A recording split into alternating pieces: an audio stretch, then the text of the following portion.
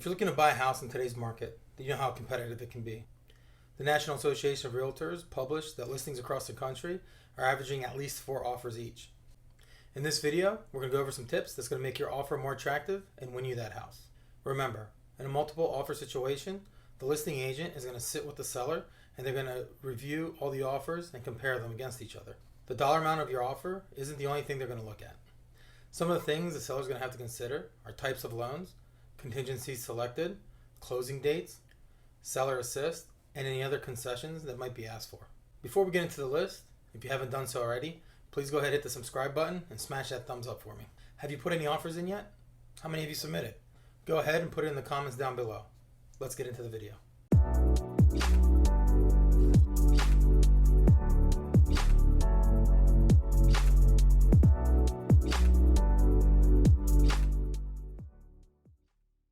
Tip number 1, do not ask for seller assistance. In today's current market, with multiple offer situations, it's becoming more difficult to get seller assistance or money back from the seller at closing. If there are multiple offers on the table at the same price, but yours is asking for seller assistance, that makes your offer less than the other offers. For example, if you offer $225,000 for a house, but ask for $5,000 back in seller assistance, your offer is actually only $220,000. In some cases, if you offer more to cover the seller's assistance, there's a risk that the house might not appraise at the value you're trying to get it for. If you're able to not ask for seller assistance, it makes your offer cleaner and look a lot better compared to other offers that might ask for seller assistance. Tip number 2, submit your highest and best offer first. A tactic a lot of buyers are using today is submitting an offer with an escalation clause. This means they put an offer in at a certain price, but it will escalate or automatically raise to a higher amount if there's a competing offer. So for example, if a house is listed at $225,000, a buyer might offer $225,000 with $1,500 increments up to $235,000. So if a second offer comes in at $230,000, that original offer automatically escalates to $231,500. In my area, what a lot of agents are doing are waiting for the first offer to come in, and then they'll set an offer deadline. If your offer is the first offer to come in, a possible way to avoid competing with other offers is putting your highest and best offer up front.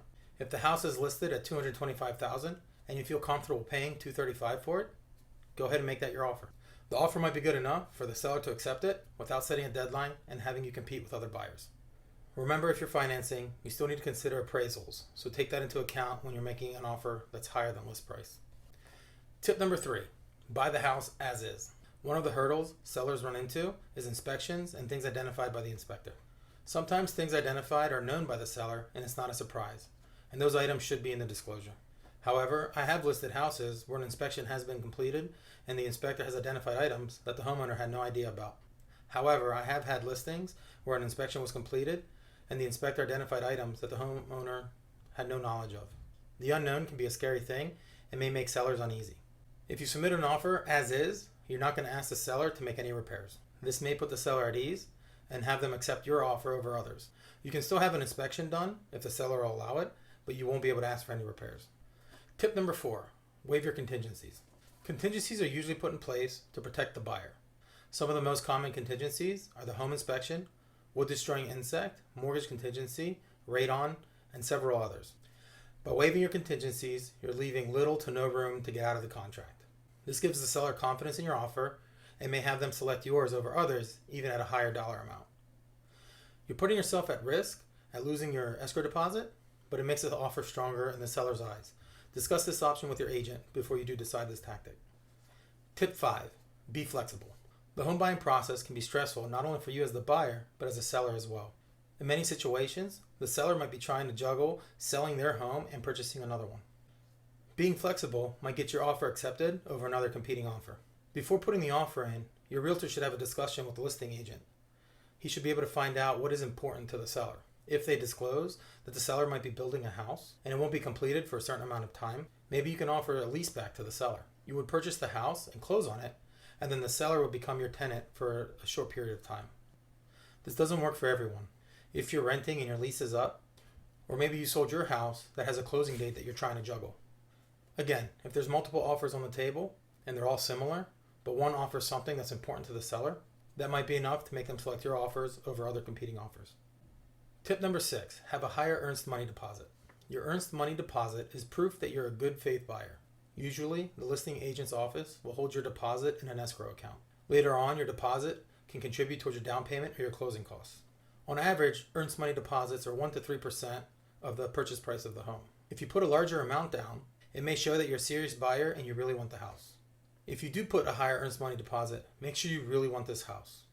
If you don't end up moving forward with the purchase, your deposit can be in jeopardy. If you've already signed the contract and you don't move forward with purchasing the home, the seller can keep your deposit as compensation. You should discuss this with your realtor to make sure you understand this. Tip number 7, give the seller more money without giving a higher offer. All things being equal, the seller's bottom line is what matters most. At the end of the day, how much of a check will the seller get at the closing table? One of the biggest issues in today's market with everybody competing on houses is the prices are skyrocketing. A worry of a lot of my sellers is if we get a really good offer, but the house doesn't appraise, what's going to happen? We always have to consider the appraisal if the house is being financed. If it's a cash offer, not an issue. Now, some buyers may be able to pay the difference between the appraisal and the offer price, but that's not always the situation. This strategy will cost you more out of pocket than offering more for the house, so be mindful of that. If you don't have the additional funds to do this, then this strategy won't work for you. In PA, there's a 2% transfer tax. The buyer pays 1% and the seller pays 1%. It doesn't say who has to pay the 2%, but traditionally it's split 50-50. So as a buyer, you can offer to pay the transfer tax portion for the seller. This would net them a 1% increase on their bottom line because they don't have to pay the 1% out of their own pocket. Also in PA, the seller pays a commission, which is usually split with the buyer's agent. You could always offer to pay some or all of the commissions. This will also add to the bottom line of the seller. If you're going to go through with this kind of tactic, make sure that your agent has this discussion with the seller's agent so that they realize that even though the offer might be a little lower, the bottom line will be higher. So how would this look on an offer? Say you're looking at a house for $250,000. Let's assume that the seller's paying 6% commission. If you put an offer in at $250,000, the seller would be getting about $232,500 after paying the 6% commission and the 1% transfer tax. There are other fees that the seller might pay, but I'm just trying to keep this example simple.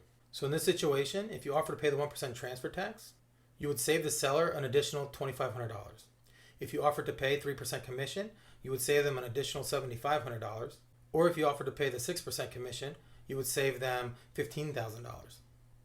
If there are several competing offers and they're all being financed, this might be the one that puts you over the top. I hope these tips are able to help you with your next offer. If you're currently house shopping, I wish you the best and I hope your next offer gets accepted. If you haven't done so already, please subscribe to my channel, give me a thumbs up, and I'll see you in the next video.